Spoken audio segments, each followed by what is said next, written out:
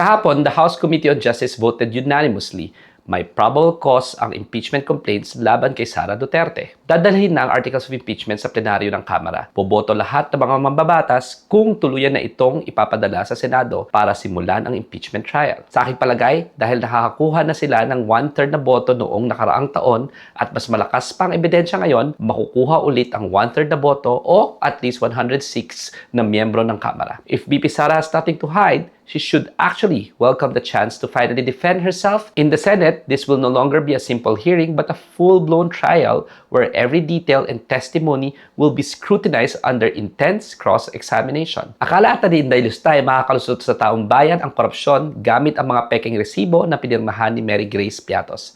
Akala niya hindi masisilip kailanman ang bilyon-bilyong transaksyon niya sa kanyang bank accounts habang nagsisinungaling sa kanyang salin na wala siyang cash on hand. Sa huli, walang puwang ang kasinungalingan kapag ebidensya na ang nagsalita. Agyamanak. Attorney Dino De Leon po at dapat patas sa batas.